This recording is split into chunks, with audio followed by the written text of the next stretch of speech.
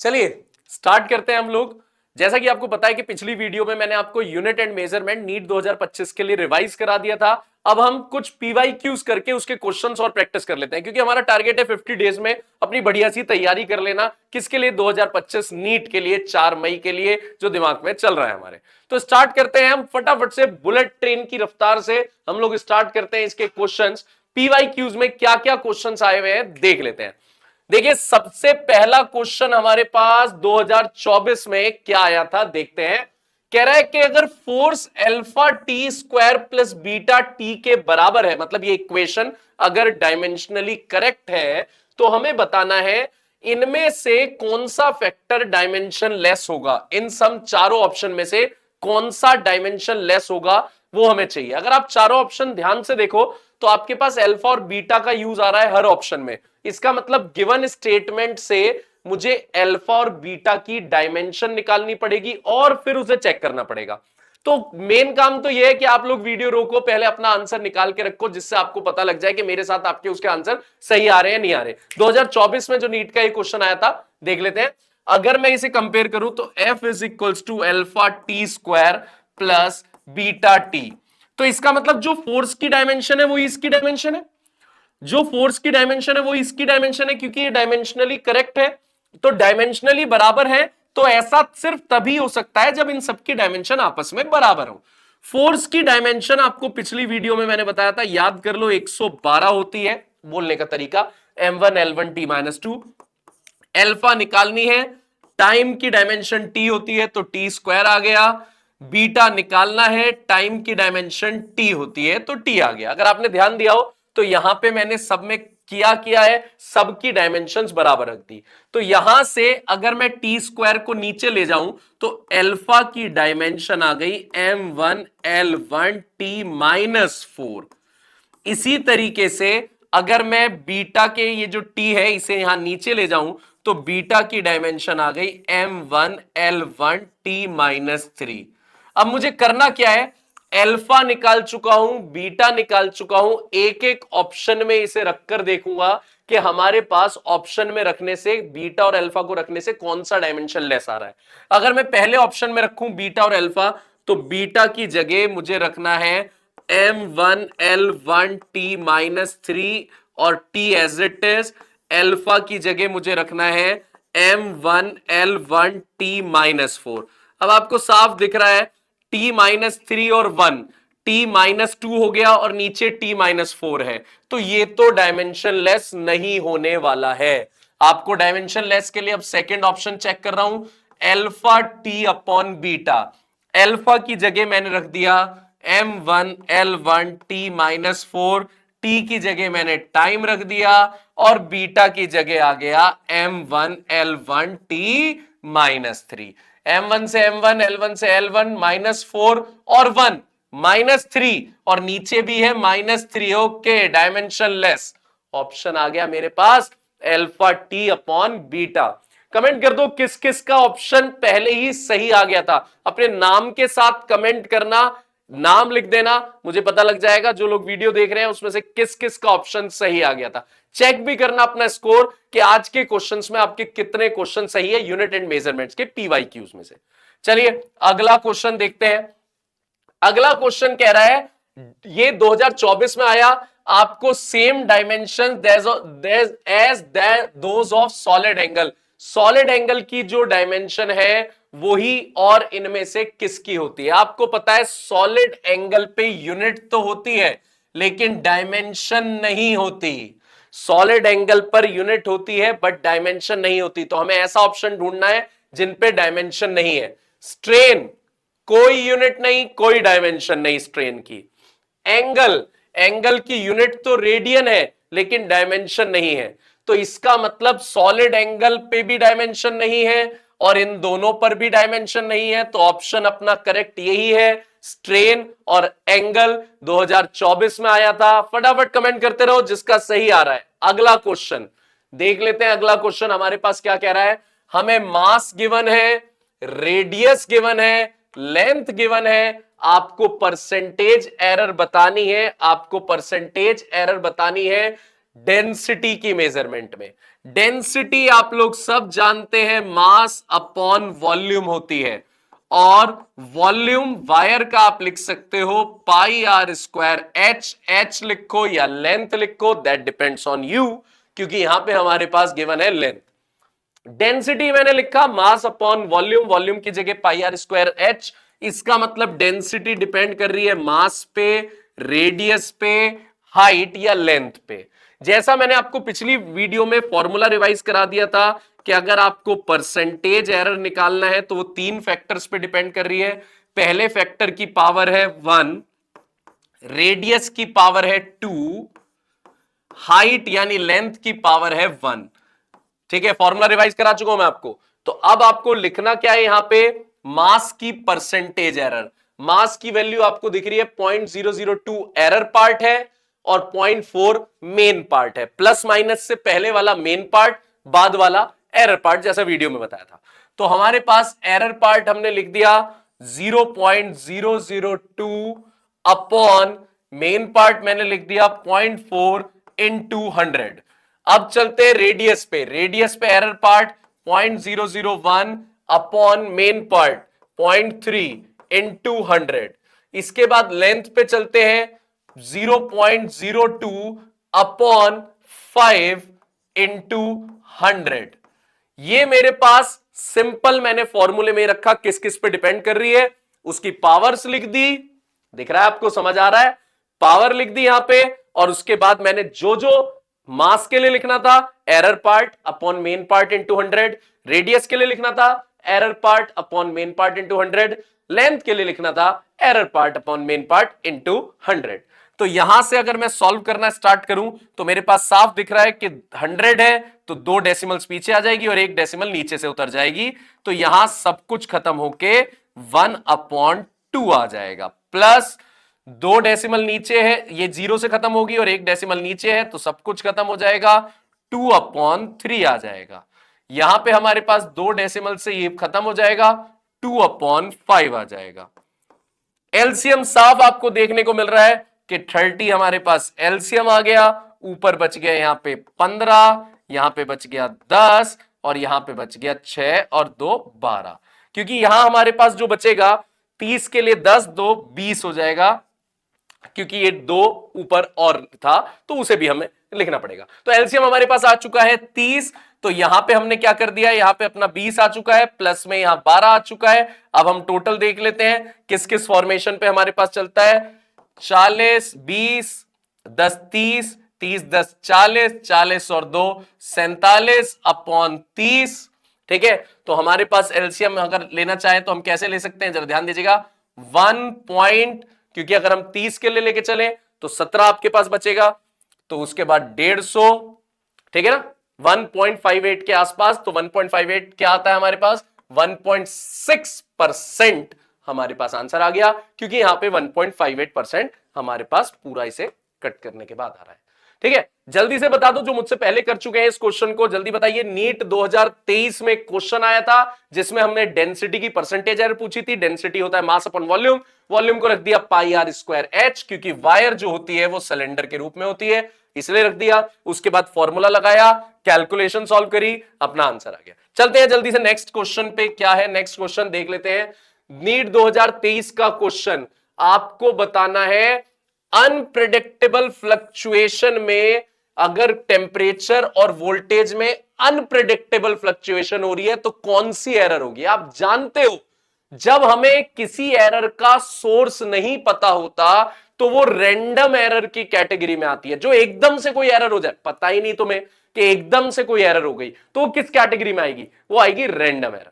अब यहां पे हमें नहीं पता एकदम से फ्लक्चुएशन हुआ, तो हमें नहीं पता फ्लक्चुएशन किस वजह से हुआ, कैसे हुआ, हमें कुछ नहीं पता। तो जब एकदम से फ्लक्चुएशन हो जाएगा तो मैं उसे कौन सी एरर बोलूंगा, मैं उसे बोलूंगा रैंडम एरर। तो ये रैंडम एरर आंसर हो गया नीट 2023 का क्वेश्चन। अगले क्वेश्चन पे चलते हैं। आपको इन चारों में से ऐसा ढूंढना है, 2023 में पूछा गया था, जो जिसकी डायमेंशन में मास रेसिप्रोकल में आए, m की पावर -1 आए।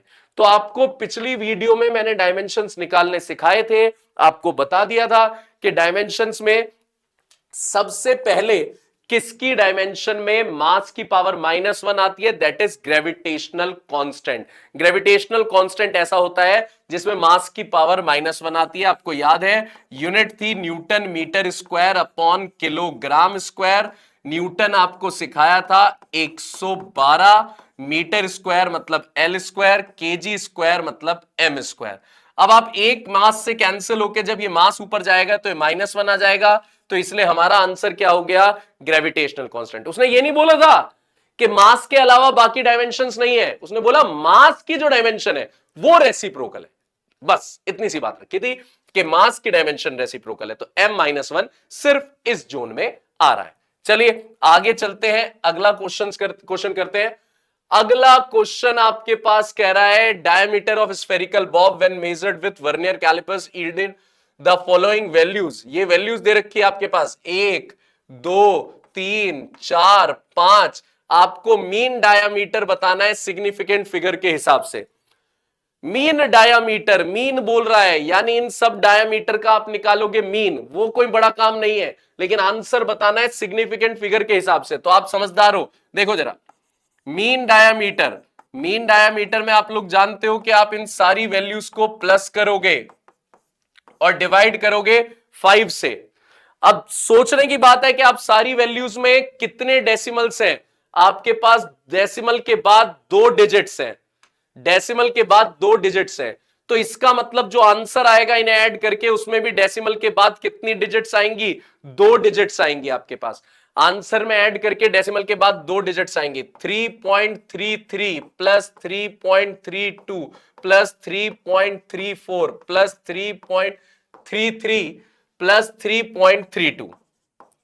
ये हमारे पास यहां पे 5 नंबर है, डिवाइड बाय 5 करो। 5 से डिवाइड करने के बाद आप फटाफट से जो आंसर बताओगे, याद रखना उसमें कि हमारे पास डेसिमल नंबर जब ऐड करते हैं तो अगर इसमें 2 डेसिमल है, इसमें 2 डेसिमल है, तो आंसर में भी 2 डेसिमल आएंगी और फिर उसे 5 से डिवाइड करोगे, तब आपके पास आंसर आपको पता लगेगा क्या इसका आंसर है। तो जल्दी से कमेंट करके मुझे बता दो कि आपका आंसर इसमें क्या आ रहा है। आपका आंसर 3.33 सेंटीमीटर आ रहा है या नहीं आ रहा, जल्दी से बता दो, इसका आंसर आएगा। अगला क्वेश्चन हम देखते हैं। अगला क्वेश्चन नीट 2022 में आया है, ये भी आपके पास राउंड ऑफ सिग्निफिकेंट फिगर इन पे बेस्ड है। इसमें आपके पास लेंथ दे रखी है, विड्थ दे रखी है, आपसे पूछ रहा है एरिया निकाल के आपको बताना है, एरिया बताना है, लेकिन ध्यान में रखते हुए सिग्निफिकेंट फिगर। 2022 का क्वेश्चन आया हुआ, ध्यान से देखिएगा। लेंथ अपने पास 55.3 है और विड्थ अपने पास 25 है। लेंथ है 55.3 और विड्थ है 25।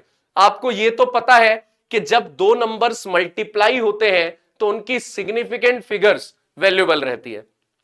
इसमें अगर आप ध्यान दें तो कितनी सिग्निफिकेंट फिगर है? 3। और इस पे ध्यान दें तो कितनी सिग्निफिकेंट फिगर है? 2। तो हमें आंसर ऐसा पिक करना है जिसमें डिमांड जो हो रही हो वो 2 सिग्निफिकेंट तक डिमांड आ रही हो।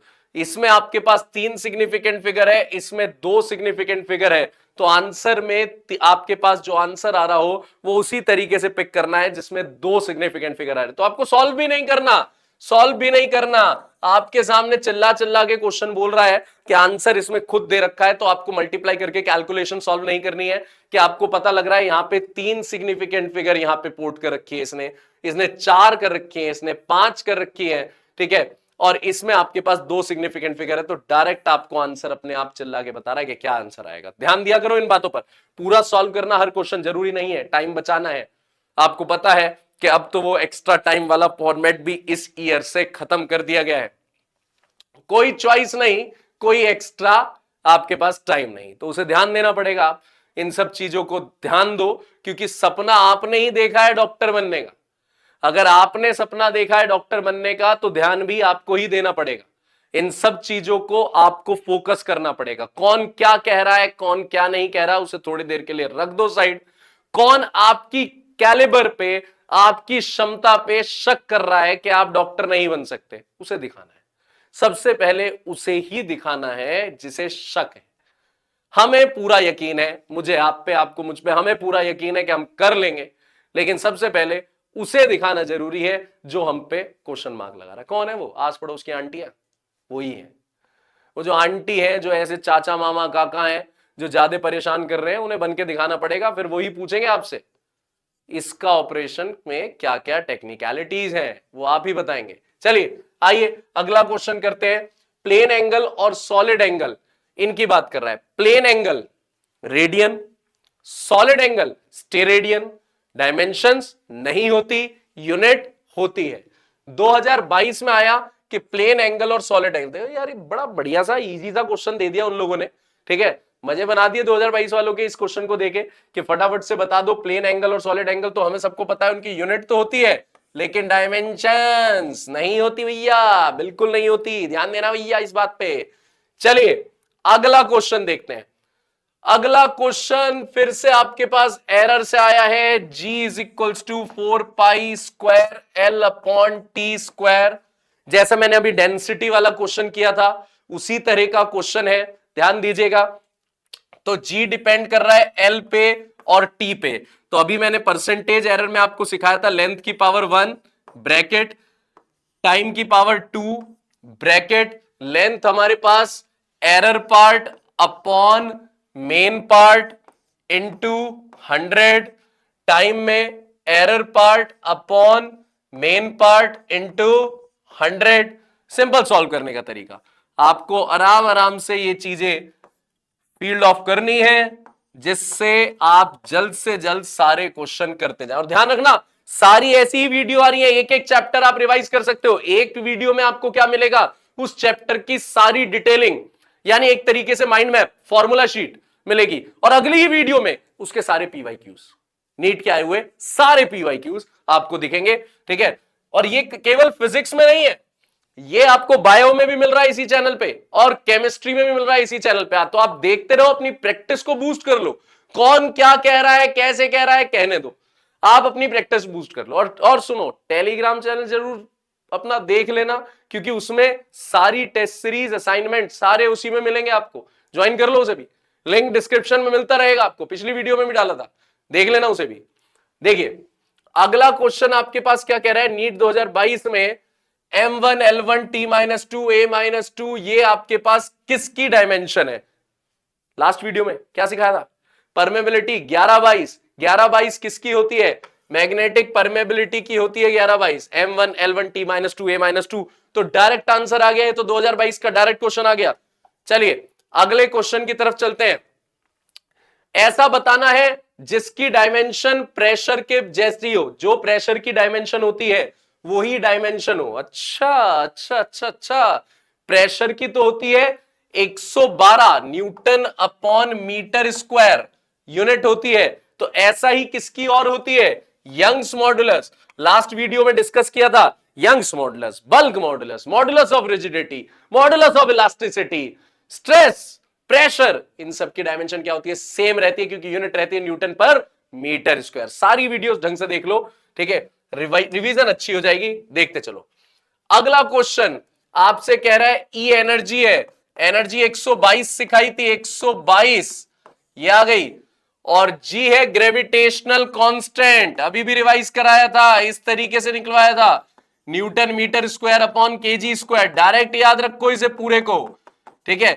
112 metre L square, KG M square, M-1 L3 T-2, ये डायमेंशन आ गई जी की। तो आपको E अपॉन जी बताना है। E अपॉन जी का इनमें से क्या आंसर आएगा? अगर E को G से डिवाइड कर दो तो -1 ऊपर जाके M2 बन गया। क्या बन गया ये? M2, यानी दो ऑप्शन तो पहले ही गए, अब बचे हैं दो ऑप्शन। L जो है 2 और 3, 2 - 3 होगा तो क्या आ गया? -1, T-2 T-2, T0, option A आ गया। बड़े आराम से निकाल लिया हमने ऑप्शन। तो डायमेंशंस अगर हमने पढ़ी है तो सारी चीजें हमें पता लगती जा रही है क्या चीज है। करते जाओ यार, कमेंट में लिख दो किस किस का सही जा रहा है, मुझे पता तो लगता रहे, जो रेगुलरली देख रहा है और उसके आंसर सही आ रहे हैं। सारे चैप्टर रिवाइज होंगे इस चैनल पे, देखते रहो। अगला आ गया आपके पास, आपको बताना है एनर्जी की FAT की टर्म्स में इनमें से क्या कॉम्बिनेशन एनर्जी बनाएगा।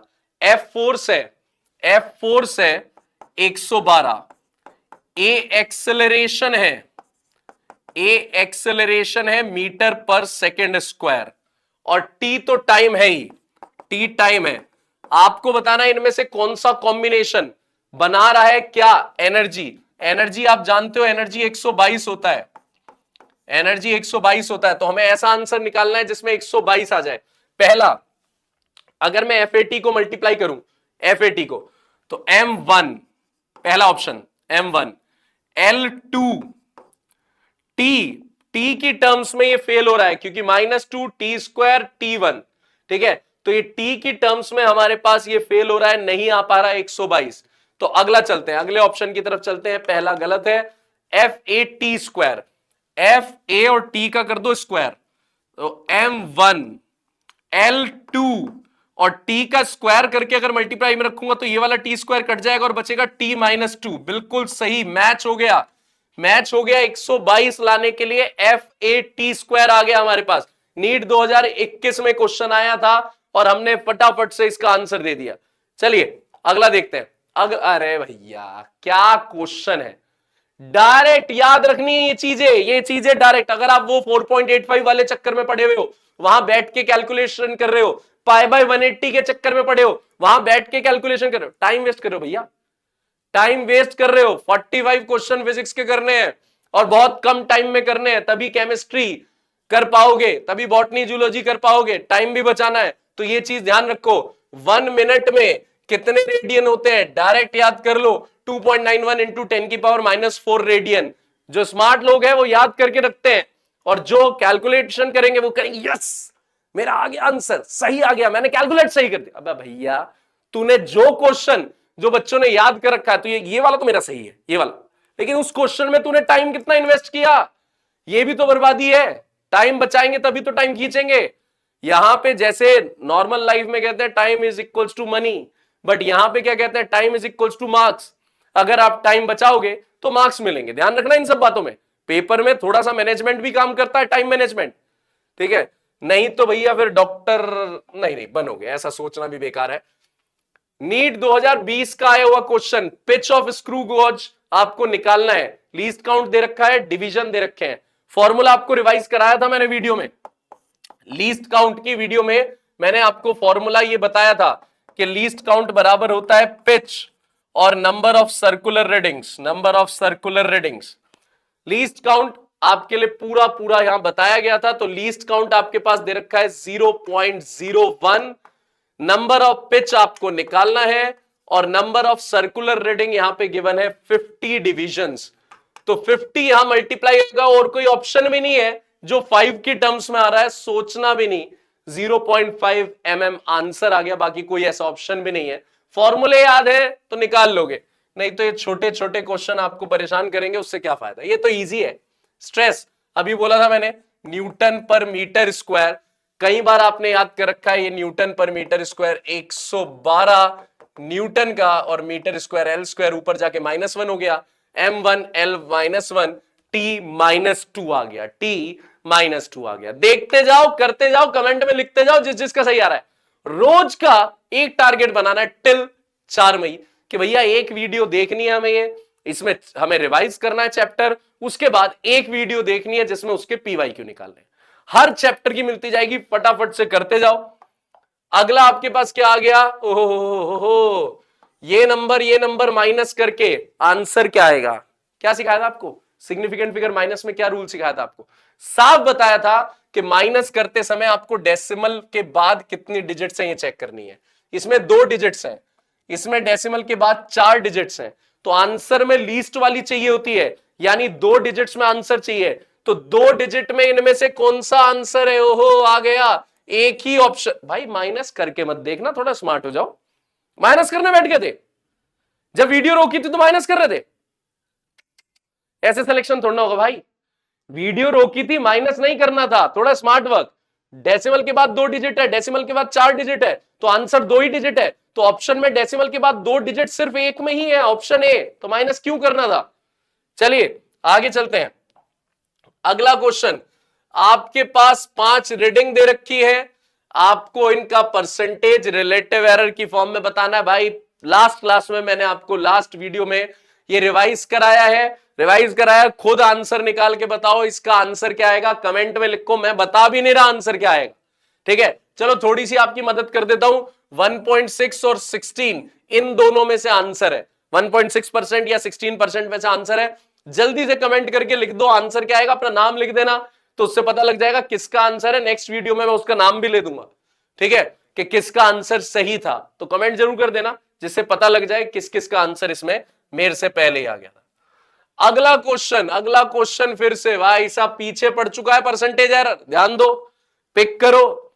ठीक है, एनटीए वालों के लिए बहुत ज्यादा हिट हो गया है ये मामला। ठीक है, कि परसेंटेज एरर उन्होंने इज्जत पे ले लिया बात, फटाफट से सॉल्व कर दो। एक्स की परसेंटेज एरर निकालनी है, एक्स 4 चीजों पे डिपेंड कर रहा है, उनकी पावर लिख दो। 2, हाफ, 1/3, 3, यही सिखाया था कि पावर लिखते जाओ पावर, और उसके बीच में लिख दो इनके साथ परसेंटेज एरर। 1, 2, 3, 4, 2 + 1 + 1 + 12, 12, 13, 14, 15, 16, 16% आंसर आ गया। 2019 नीट में 16% आंसर आ गया, दिख गया आप लोगों को। अगला देखिए, अगला क्वेश्चन, ये जब से इंस्ट्रूमेंट्स को इन्होंने रिस्पेक्ट देना स्टार्ट करी है तब से स्क्रू गॉज और वर्नियर कैलिपर्स पहली पसंद है। इनफैक्ट जेई वालों के लिए, मेरी जेई वालों में भी ये चीज चल रही है। अगर ध्यान देना है तो इस इंस्ट्रूमेंट्स को पढ़ लेना है, स्क्रू गॉज और वर्नियर कैलिपर्स, इनके सारे फॉर्मूले पढ़ने हैं, सारे फॉर्मूले, एक नहीं सारे, डायमीटर निकालने वाला सारे फॉर्मूले पढ़ने हैं। देखिए यहां पे वर्नियर कैलिपर्स की बात हो रही है, एन डिवीजन पर सेंटीमीटर है। ध्यान दो, N division of vernier scale coincide कर रही है n-1 division of main scale. इस बात को ध्यान देना, N division of vernier scale, तो मैं यहां लिख रहा हूं एन वर्नियर स्केल की डिवीजन कॉन्साइड मतलब बराबर आ रही है किसके, n-1 मेन स्केल डिवीजन के। तो यहां से वर्नियर स्केल डिवीजन कितनी आ गई, n-1 upon n main scale division. सबसे पहला काम ये करना होता है, ये जो कॉन्साइड कर रही है उन्हें बराबर रख के इस तरीके से निकालना है। इसके बाद हमारी बात हो रही है कि लीस्ट काउंट निकालनी है। वीडियो में रिवाइज कराया था लीस्ट काउंट का फॉर्मूला, आपने करा था रिवाइज, आपको पता है वो फॉर्मूला लीस्ट काउंट का, कि एक मेन स्केल की डिवीजन माइनस एक वर्नियर स्केल की डिवीजन। एक मेन स्केल की 1 सेंटीमीटर में एन डिवीजन है, एन डिवीजन पर सेंटीमीटर। ठीक है, तो 1 मेन स्केल डिवीजन, और वीएसडी को देखो, वीएसडी को यहां रख दो, ये वीएसडी आपने निकाली है n-1 upon n main scale division. Main scale division common आ गया तो बच गया 1 - n-1 upon n main scale division. LCM n आ गया n-n + 1 main scale division 1 upon n। अब मेन स्केल डिवीजन कितनी है, वो कह रहा है n डिवीजन पर सेंटीमीटर, n डिवीजन पर सेंटीमीटर। तो भैया n डिवीजन पर सेंटीमीटर का मतलब 1 अपॉन n है, एक main scale division 1 upon n। तो 1 upon n into 1 upon n is equals to 1 upon n square. तो 1 अपॉन n स्क्वायर हमारे पास ये आंसर आ गया। अगला क्वेश्चन देखते हैं। अगला question, c speed of light है, g ग्रेविटेशनल कांस्टेंट है, e square upon 4 pi epsilon not है। आपको इनमें से वो कॉम्बिनेशन चूज कर रहा है जिसकी डायमेंशन लेंथ के बराबर आ रही है, जिसकी डायमेंशन लेंथ के बराबर आ रही है। आपकी हेल्प करता हूं, c स्पीड ऑफ लाइट है मीटर पर सेकेंड, g ग्रेविटेशनल कांस्टेंट है newton metre square upon KG square, that means m-1 L3 T-2। उसके बाद है epsilon not E square upon 4 pi epsilon not. अब थोड़ा स्मार्ट मूव लेना, इसमें सारी चीजें मत लिखना। कूलाम्स लॉ आपने पढ़ा था 1 upon 4 pi epsilon not Q1 Q2 upon R square. तो ई स्क्वायर, ये Q1 और Q2 दोनों इलेक्ट्रॉन रख दिए इन्होंने E square upon 4 pi epsilon naught, R square इधर ले जाओ, तो इसका मतलब ये पूरा जो है वो फोर्स इंटू आर स्क्वायर है। तो फोर्स आप जानते हो 112, फोर्स आप जानते हो 112, आर स्क्वायर मतलब रेडियस का डिस्टेंस का स्क्वायर, तो एल स्क्वायर आ गया। तो यहां बन गया m1l3t-2, m1l3t-2। ठीक है, तो आपके पास c आ गया है, g आ गया है और इस पूरे का आ गया है ई स्क्वायर। अब आप यहां पे रख रख के देखो किसकी लेंथ के बराबर आ रही है, किसकी डायमेंशन लेंथ के बराबर आ रही है, यहां रख के रखो। कमेंट में लिख दो कौन सा ऑप्शन है। इसका आंसर मैं आपको बता रहा हूं कि ए और बी, हिंट दे रहा हूं, ए और बी में से एक है। कमेंट में लिख दो पहले ही कि क्या आंसर आ रहा है, किसका सही आ रहा है यह आंसर। ठीक है, आपकी हेल्प के लिए मैंने सी, जी और इसका बता दिया। अपना नाम जरूर लिख देना जिसका कमेंट में सही आंसर आया है, क्वेश्चन लिख के नाम लिख देना। ठीक है, तो ये सब आपको देखते चलना है। चलिए खत्म हो गया ये वाला। तो अब आप सुन लीजिए, अब आपके पास केमिस्ट्री की वीडियो आ रही है, बायो की वीडियो आ रही है, सारी बिल्कुल 1 to ऑल सारी वीडियो आ रही है। कॉपी मेंटेन करो, फटाफट करते रहो, थोड़ा सिस्टमैटिक वे में काम करो। जो 4 मई को वो ही सिस्टम बदल दे। क्यों है सिस्टम? चलिए फिर मिलते हैं जल्दी से नेक्स्ट वीडियो में, जिसमें हम स्टार्ट करेंगे मोशन स्ट्रेट लाइन के फॉर्मूला सीरीज लेकर आएंगे। चलिए तब तक के लिए पढ़ते रहिए, अपना खूब ध्यान रखिए। Bye then.